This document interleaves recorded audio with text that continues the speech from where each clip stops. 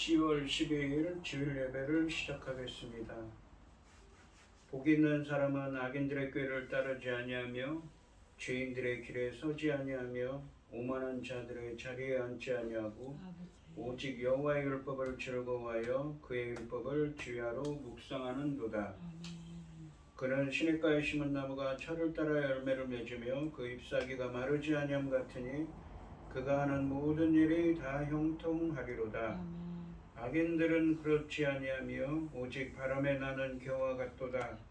그러므로 악인들은 심판을 견디지 못하며 죄인들이 의인들의 모임에 들지 못하리로다. 무릇 의인들의 길은 여호와께서 인정하시나 악인들의 길은 망하리로다.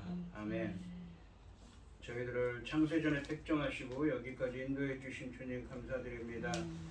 오늘 예배 가운데 임재하여 주시고 예배가 신령과 진정으로 드려지는 예배가 되게 하여 주시옵소서. 이 모든 말씀 거룩하신 예수님의 이름으로 기도드립니다. 아멘. 찬송가 23장입니다. 만일이 내게 있으면 그 입 다 가지고 내 구주 주시는 정을 늘 찬송하겠네. 내 은혜로신 하나님 날 도와주시고 그 크신 영광 널 입혀 다 알게 하소서. 내 주의 귀한 이름이 날 위로하시고 이 귀의 음악 같으니 참 이랍되도다. 내 죄의 권세 깨뜨려 그 결박 푸시고 입추한 마음을 비로소 고청케 하셨네. 아멘. 사도신경 말씀으로 신앙 고백하시겠습니다. 전능하사 천지를 만드신 하나님 아버지를 내가 믿사오며 그의 아들 우리 주 예수 그리스도를 믿사오니 이는 성령으로 잉태하사 동정녀 마리아에게 나시고 본디오 빌라도에게 고난을 받으사 십자가에 못 박혀 죽으시고 장사한 지 사흘 만에 죽은 자 가운데서 다시 살아나시며 하늘에 오르사 전능하신 하나님 우편에 앉아 계시다가 저리로서 사는 자와 죽은 자를 심판하러 오시리라. 성령을 믿사오며 거룩한 공예와 성도가 서로 교통하는 것과 죄를 사하여 주시는 것과 몸이 다시 사는 것과 영원히 사는 것을 믿사옵나이다. 아멘. 교동문 7번입니다. 여호와여 어느 때까지니까 나를 영원히 잊으시나이까. 주의 얼굴을 내게서 어느 때까지 숨기 계신나이까. 나의 영혼이 번민하고 종일토록 마음에 근심하기를 어느 때까지 하오며 내 원수가 나를 치며 자랑하기를 어느 때까지 하리이까. 여호와 내 하나님이여 나를 생각하사 응답하시고 나의 눈을 밝히소서. 두렵건대 내가 사망의 잠을 잘까 하오며 두렵건대 나의 원수가 이르기를 내가 그를 이겼다 할까 하오며 내 흔들릴 때 나의 대적들이 기뻐할까 하나이다. 나는 오직 주의 사랑을 의지하여 싸우니 나의 마음은 주의 구원을 기뻐하리이다. 내가 여호와를 찬송하리니 이는 주께서 내게 은덕을 베푸심이로다. 아멘. 찬송가 438장입니다. 내 영혼이 은총입어 중한 죄짐 얻고 보니 슬픔 많은 이 세상도 천국으로 하도다. 할렐루야 찬양하세. 내 모든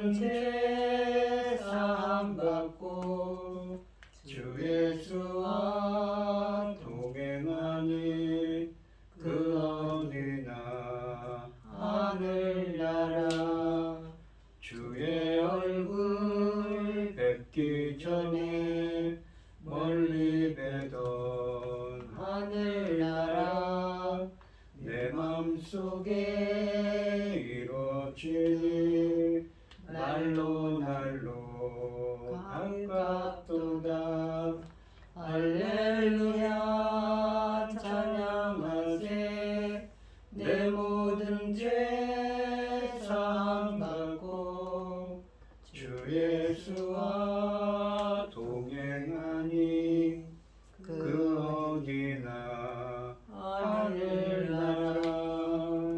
높은 산이 거친 들이 조막이나 궁궐이나 내 주 예수 오신 곳이 그 어디나 하늘나라. 할렐루야 찬양하세. 내 모든 죄 사함받고 주 예수와 동행하니 그 어디나 하늘나라. 아멘. 아멘. 기도하겠습니다. 새 노래로 여호와께 노래하라. 온 땅이여 여호와께 노래할지어다. 여호와께 노래하여 그의 이름을 송축하며 그의 구원을 날마다 전파할지어다. 아멘. 그의 영광을 백성들 가운데 그의 기한 행적을 만민 가운데 선포할지어다. 여호와는 위대하시니 지극히 찬양할 것이요 다른 모든 신들보다 경외할 것이며 만국의 모든 신들은 우상들이지만 여호와께서는 하늘을 지으셨음이로다. 존귀와 위엄이 그의 앞에 있으며 능력과 그 아름다움이 그 성소에 있도다. 만국의 족속들아 영광과 능력을 여호와께 돌릴지어다. 여호와께 돌릴지어다. 아멘. 천지 만물을 지으신 전능하신 하나님 아버지, 어리석고 보잘것없는 저희를 자녀 삼으시고 아버지 그 크신 사랑 가운데 살아가게 하심을 참으로 감사드립니다. 전능하신 하나님 아버지, 오늘 뉴스에 어떤 일이 많이 전개되고 있습니까? 아버지 하나님, 지금 지구촌 어느 성한 곳이 없습니다. 그럼에도 불구하고 이 나라 대한민국을 주님께서 지켜주셔서 이만큼 평안하게 명절도 보냈고, 아버지 하나님, 지금 앞으로도 아버지 하나님께서 기뻐하실 일들이 아버지 이 나라를 통해서 일어날 수 있도록 도와주시옵소서. 아멘. 전능하신 하나님 아버지, 지금 아버지 하나님 명절 때는 조용했음에도 불구하고 명절 지나고 나니 지구촌 어디 성한 곳이 없습니다. 지진과 아버지 하나님 무슨 화산 폭발이니 뉴스가 혼란스러움에도 아버지 하나님, 저희는 아버지 하나님만 믿고 오직 간구하고 있습니다. 도와주시옵소서. 저희 대한민국 전쟁으로부터 지켜주시옵소서. 오는 재난으로부터 지켜주시옵소서. 아버지 하나님, 저희들은 힘이 없고 연약하지 않습니까? 그러나 하나님께서 지켜주시면 어떤 어려움도 다 피하고 아버지 하나님 잘 이겨낼 수 있습니다. 저 전능하신 하나님 아버지, 기뻐하시는 저희 하나님 기뻐하시는 이 민족 이 나라 될 수 있도록 도와주시옵소서. 이 모든 말씀 억만죄악 가운데에서 우리를 구원하여 주신 예수 그리스도 이름으로 기도드리옵나이다. 아멘. 오늘 함께 하실 하나님의 말씀은 마태복음 13장 44절로 46절까지 말씀입니다. 44절에서 46절입니다. 교독을 하겠습니다. 제가 먼저 읽겠습니다. 천국은 마치 밭에 감추인 보화와 같으니 사람이 이를 발견한 후 숨겨두고 기뻐하며 돌아가서 자기의 소유를 다 팔아 그 밭을 사느니라. 또 천국은 마치 좋은 진주를 구하는 장사와 같으니 극히 값진 진주 하나를 발견하며 가서 자기의 소유를 다 팔아 그 진주를 사느니라. 아멘. 찬송가 366장입니다.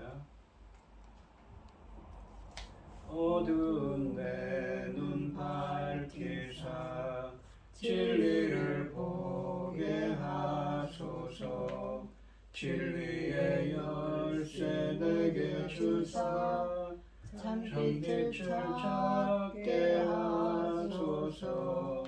깊으신 뜻을 알고자 엎드려 기다리오니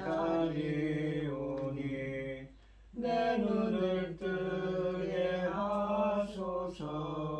성령이여 막혀진 내 귀 여시사 주님의 귀한 음성을 이 귀로 밝히 들을 때에 내 기쁨 한량 없겠네. 기쁘신 뜻을 알고자 엎드려 기다리오니 내 길을 열어주소서.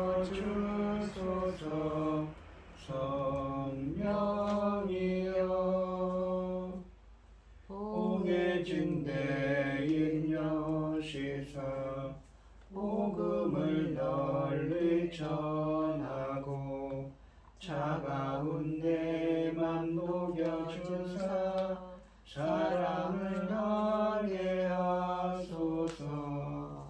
기쁘신 뜻을 알고자 엎드려 기다리오니 내 입을 열어주소서.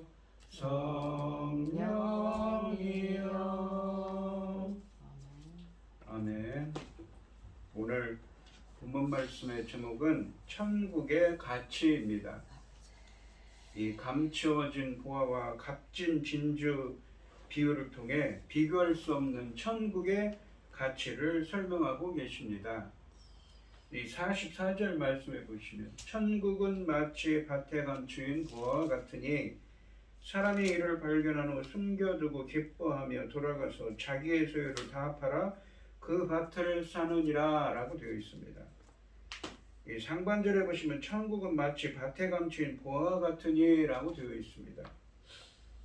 은행 제도가 도입되기 전에는 사람들이 밭에다가 이렇게 항아리 등의 귀중품들을 넣어서 땅속에 묻어두는 것이 그리 드문 일은 아니었습니다. 이 마태복음 25장 25절 말씀에서도 이 한 달란트를 가진 사람이 이 땅에 파묻어 두지요. 천국은 이렇게 밭에 감추인 보화에 비유되고 있습니다. 이 말씀은 대단히 가치 있는 것은 존재하지만 다른 사람들에게 알려지지 않을 수 있다는 사실을 알려주고 있습니다. 여러 사람들이 그 밭을 지나다녔을 것이지만 그 보화를 알지 못했던 것입니다. 이와 유사하게 천국도 존재하지만 깨닫지 못하는 사람이 있습니다. 감추인 것을 발견한 사람이 있는가 하면 감추인 것을 알지 못하고 지나가는 사람도 있습니다. 이것은 하나님 나라가 이 세상 가운데 이미 현존해 있지만 그것이 대부분의 사람들에게는 감추어져 있어서 누구나 그것을 발견하지 못한다는 것을 알려주고 있습니다. 하늘나라는 어떤 사람에게는 모든 것을 희생해서 얻는 가치로 발견되고 지금도 귀와 눈을 열어 하늘나라의 비밀을 깨닫는 사람이 생기지만 아직도 어떤 사람들은 이 나라가 왔는지 그 가치가 어느 정도인지 깨닫지 못하고 있습니다. 하반절에 보시면 사람이 이를 발견한 후 숨겨두고 기뻐하며 돌아가서 자기 소유를 다 팔아 그 밭을 사느니라 라고 말씀하십니다. 비유에 등장하는 이 한 사람은 농부가 맞습니다. 농부로서 지주의 밭에 농사짓는 소작농으로 보입니다. 그런데 농부는 그 보화를 발견합니다. 그는 자신이 발견한 보화가 자신이 가진 모든 것보다 훨씬 더 큰 절대적인 가치를 가지고 있다는 것을 곧바로 인지했습니다. 그리고 그것을 소유하기 위해 기쁘게 돌아가서 자신이 가진 모든 것을 팔아 그 보화를 소유하는 적극적인 행동을 취하고 있습니다. 어떤 사람은 비유 속에 이 사람이 부정직하다는 점을 지적할지 모릅니다. 그렇지 않습니까? 도덕적으로 문제가 있다고 생각하는 사람이 있을 수가 있습니다. 그런데 이 농부의 이러한 행동이 과연 윤리적인가 하는 문제는 이 비유의 초점이 아닙니다. 이 비유의 초점은 발견한 보화를 소유하기 위해 농부가 기뻐하며 지불한 대가가 무엇인가에 맞춰져 있습니다. 자기의 모든 소유입니다. 이 비유의 초점은 법적인 문제가 법적인 문제나 도덕성이 아니라 천국이 모든 소유에 해당하는 가치가 있다는 것입니다. 농부의 이러한 태도는 제자가 된다는 것이 무엇을 뜻하는지 선명하게 보여지고 있습니다. 제자가 되기 위해서는 무엇보다 선행되어야 하는 것은 자신이 보고 들은 하늘나라의 복음을 통해 하나님 나라의 절대적인 가치를 깨닫고 그 하나님 나라를 소유하기 위해 자신의 모든 것, 곧 삶의 방식, 또 자신의 직업, 자신의 가족까지도 버릴 수 있어야 한다는 것입니다. 이것은 하나님 나라의 가치의 이 우선권을, 배타적인 우선권을 의미하는 것입니다. 예수님의 제자에게 있어서 하나님의 나라는 모든 가치이고 그 가치를 보완하거나 대체하거나 그 가치에 경쟁할 수 있는 그 어떤 가치도 없습니다. 다시 말해서 하나님 나라는 단일한 충성심을 배타적으로 요구하고 있는 것입니다. 이 예수님의 제자는 하나님께 하나님의 나라를 사기 위해 자신의 모든 소유를 값으로 지불해야 합니다. 그 결과 제자의 모든 소유의 소유권은 더 이상 자신에게 있지 않고 하나님께 이전됩니다. 따라서 제자는 자신의 소유를 더는 자기 마음대로 사용해서는 안 되는 것입니다. 그 소유권이 하나님께 이전된 이상 모든 소유는 하나님의 뜻대로 사용하는 것이 마땅합니다. 이처럼 하나님 나라는 제자의 모든 소유를 사용하는 용도와 방법과 목적을 철저히 바꾸어 놓았습니다. 다시 말해서 하나님 나라는 제자의 삶의 모든 영역에 전면적이고 근원적인 영향을 미치는 것입니다. 하나님 나라를 위해 이처럼 적극적으로 반응한 긍정적인 예는 예수님의 부름을 받았던 5 제자들을 꼽을 수가 있습니다. 그들은 예수님의 마태복음 4장 18절로 22절에 나와 있습니다. 그들은 부름을 받았을 때 모든 것, 그러니까 가족과 일자리를 버려두고 즉각적으로 예수님을 따랐습니다. 하지만 하나님 나라를 발견하고서도 합당하게 반응하는 데 실패한 부정적인 예로는 영생을 추구하며 예수님을 찾아왔던 부자 청년의 예가 있습니다. 마태복음 19장 16절로 24절 말씀해 보시면 그는 스스로 예수님을 찾아왔지만 정작 자신이 추구하는 하나님 나라의 진정한 가치를 깨닫지 못했기에 자신의 재물과 하나님 나라를 저울질하면서 근심하며 돌아갔습니다. 그런데 그러한 모습으로는 하나님 나라를 소유한다는 것이 불가능한 것이지요. 이처럼 하나님 나라는 그 발견한 자에게 가치 판단과 결단을 촉구하고 있습니다. 하나님 나라를 발견한 자는 그 어떤 값을 치르더라도 그것을 곧바로 구입해야 합니다. 하나님 나라 이외에 어떤 다른 것에 가치를 부여하고서는 그 나라를 확보할 수 없기 때문입니다. 그렇게 하나님 나라를 소유하는 자는 소수에 불과한 것이지요. 우리 성도 이 비유는 모든 것을 다 희생할지라도 천국을 얻는 것이 훨씬 더 가치가 있음을 의미합니다. 성도님들도 밭에 감춘 보화를 사기 위해 내 모든 소유를 판 사람처럼 지금까지 내가 주인 삼았던 삶의 양식들을 버리고 주님만 따르는 제자가 되시기 바랍니다. 45절 말씀을 보시면 또 천국은 마치 좋은 진주를 구하는 장사와 같으니 라고 되어 있습니다. 이 45절 말씀은 또한 하늘나라는 좋은 진주들을 찾아다니는 어떤 상인과 같다는 의미의 말씀입니다. 진주 비유는 이 형식상 하나님 나라를 진주가 아니라 장사, 그러니까 상인에 비유합니다. 이것은 우리가 마태복음 13장 24절 말씀에서 가라지 비유에서 설명한 것처럼 하늘나라는 무엇과 같다라는 이 말씀은 어떻게 해석되어야 되냐면 하나님 나라는 무엇과 연관된 경우와 같다로 해석되어야 합니다. 본문의 경우 이 하나님 나라는 상인이 그 진주를 구하기 위해 내린 결단과 행동 전반에 연관된다는 것입니다. 이 고대 사회에서 진주는 오늘날의 값어치보다 훨씬 더 값진 보화였습니다. 신약 성경에서도 종종 진주는 금과 더불어 대표적인 값진 보화로 언급됩니다. 비유에 등장하는 상인은 농부와 달리 좋은 진주들을 열심히 구하러 다니는 적극적인 태도를 갖고 있습니다. 이런 사람들이 하나님 나라를 때로는 농부처럼 우연찮게 발견하기도 하지만 때로는 이 상인처럼 열심히 추구하는 가운데 발견하기도 한다는 다양한 경우들을 보여주고 있습니다. 또한 진주장사는 좋은 진주를 얻기 위해 자기의 모든 시간을 바칩니다. 이것은 진리를 발견하기 위해 자기의 삶을 다 바쳐 구도의 길을 가는 사람을 상징합니다. 여러분도 하나님 나라를 구하는 사람이 되시기 바랍니다. 찾으러 다니는 찾는 사람이 되시기 바랍니다.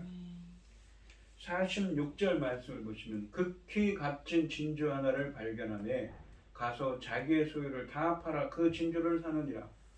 그러니까 이 상인은 진주를 찾으러 다녔는데 극히 값진 진주를 하나를 사기 위해 자기 소유를 모두 팔아서 그 진주를 샀다고 합니다. 상인이 극히 값진 진주 하나를 발견한 후에 취한 행동은 농부가 취한 행동보다 훨씬 더 과감합니다. 농부는 보화와 더불어 밭도 샀는데 이 상인은 진주 하나만 샀기 때문입니다. 이처럼 진주 비유는 하나님 나라의 절대적인 가치를 더욱 강조합니다. 46절 말씀에는 의도적인 과장이 있습니다. 왜냐하면 장사꾼이 한 개의 진주를 얻기 위해 자신의 소유를 다 판다는 것은 상당히 믿기 어려운 이야기이기 때문입니다. 그러나 가격을 따질 수 없이 귀한 천국의 경우에 있어서는 완전하고 무조건적인 헌신을 하는 제자의 행동은 당연히 정당화됩니다. 실제로 예수님의 제자들은 예수님을 따르기 위해 아까 설명드린 것처럼 가족과 생업 등 모든 것을 남겨두고 떠났습니다. 최고의 진주는 예수님께서 가져오신 하늘나라입니다. 그러니까 이 진주는 이 밭에 감추인 보화는 하늘나라를 상징하는 것이지요. 하늘나라보다 더 가치 있는 것은 세상에 없기 때문에 하나님 나라는 최선을 다해 찾아야 하는 대상입니다. 천국의 가치에 대한 이러한 강조는 자신의 모든 것을 다 팔아서 살만한 가치가 있음을 호소하고 있습니다. 우리는 천국이 우리의 삶의 최고의 가치임을 깨달아야 합니다. 만일 우리가 천국의 엄청난 가치를 안다면 자기 소유를 다 팔아 그것을 살 것입니다. 우리가 천국을 위해 자신의 모든 것을 내려놓지 못하는 이유는 천국의 가치를 모르기 때문인 것이지요. 그것의 엄청난 가치를 아는 것이 선행되어야 합니다. 또한 좋은 진주의 가치를 아는 사람은 그것을 얻기 위해 찾아다닙니다. 마찬가지로 천국의 가치를 아는 사람은 그것을 얻기 위해 찾아다닙니다.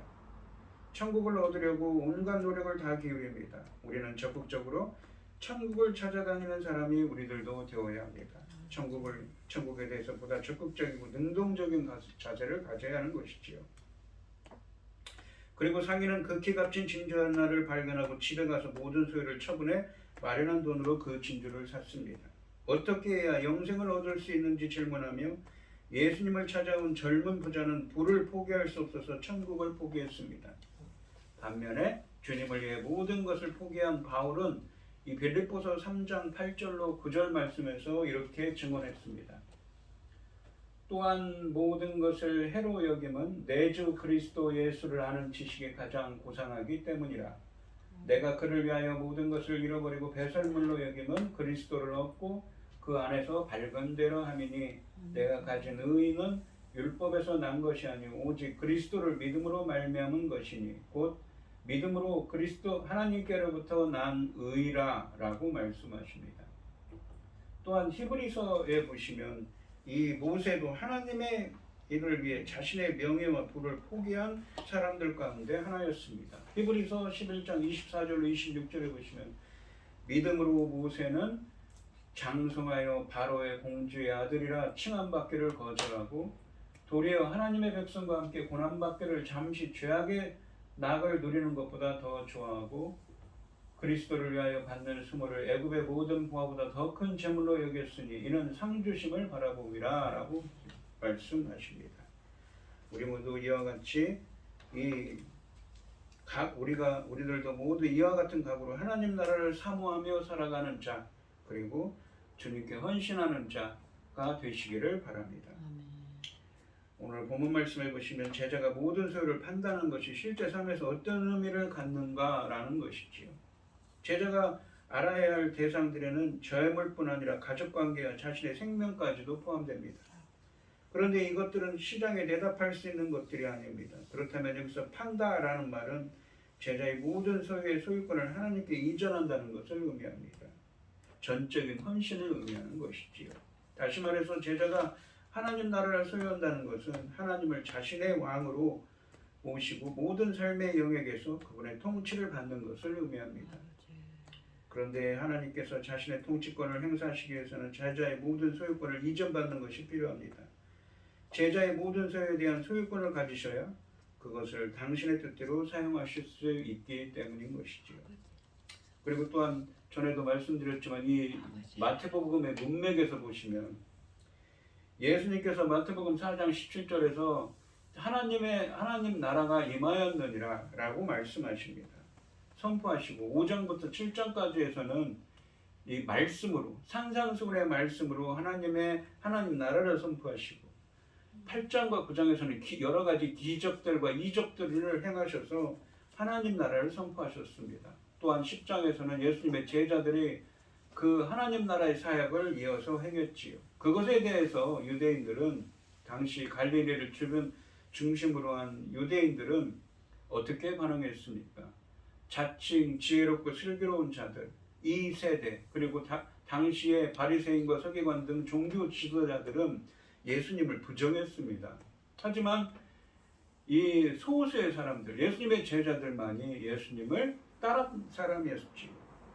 이 오늘 본문 말씀에 있는 것처럼 그러한 긍정적인 반응들이 없었던 것들은 아니지요. 그 같은 다양한 반응들이 하나님 나라의 본질적 속성과 연관되어 있음을 이 마태복음 13장에서는 보여주고 있습니다.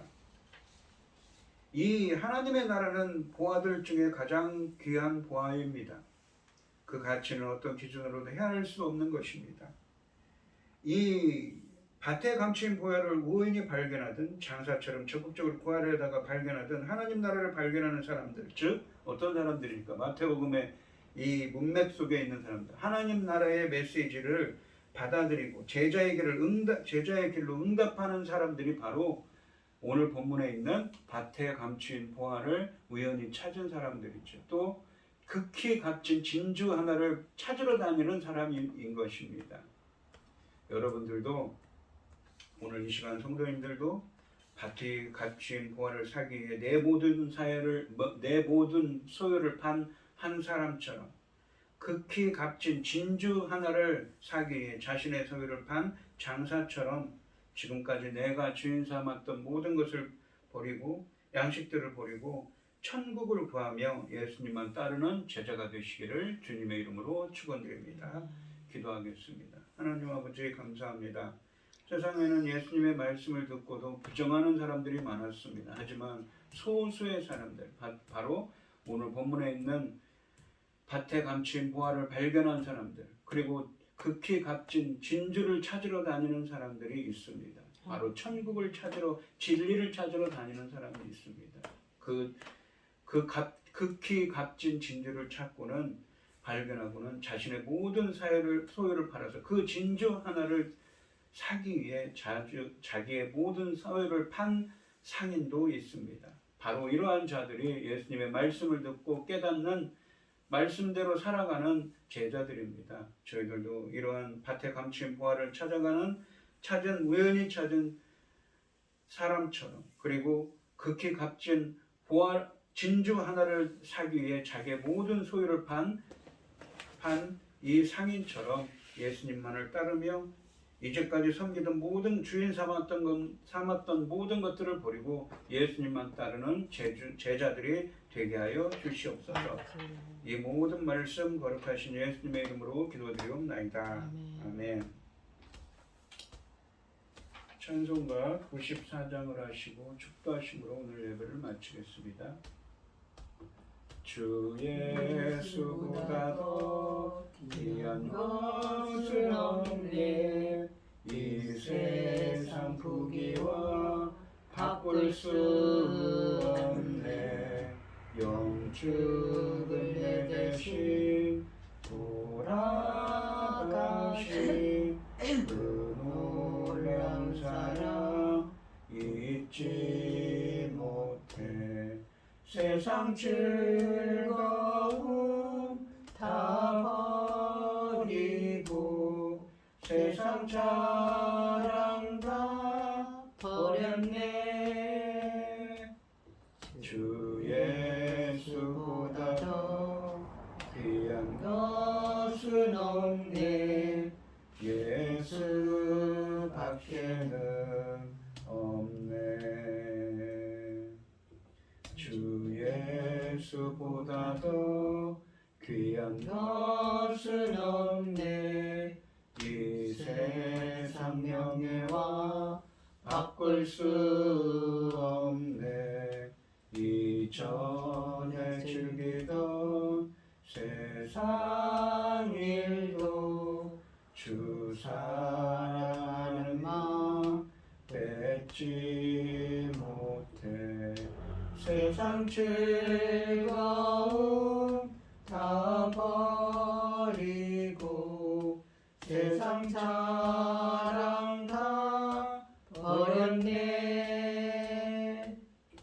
주 예수보다 더 귀한 것은 없네.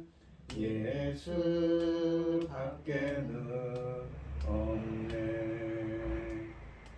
주 예수보다 더 귀한 것은 없네. 이 세상 행복과 바꿀 수 없네. 유혹과 핍박이 몰려와도 주 섬기는 내 맘 변치 않아. 세상 즐거움 다 버리고 세상 자랑 다 버렸네. 주 예수보다 더 귀한 것은 없네. 예수 밖에는 없네.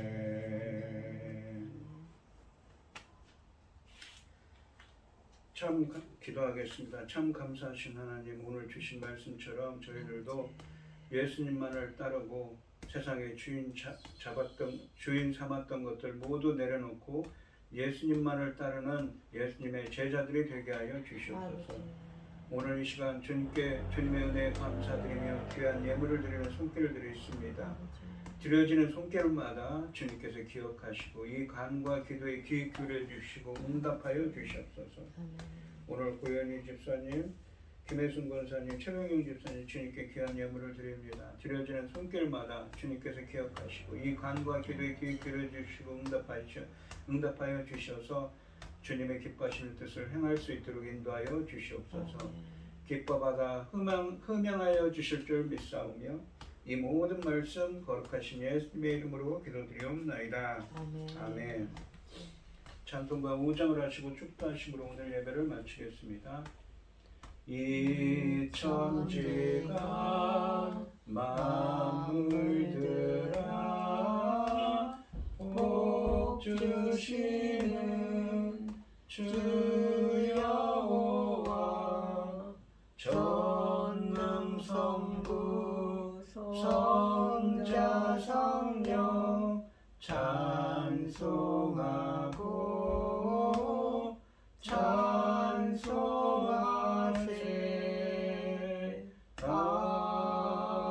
아멘. 이제는 주 예수 그리스도의 은혜와 아버지 하나님의 극진하신 사랑과 성령의 교통하심이 성도들 머리 위에 이제로부터 영원히 함께 있을지어다. 아멘.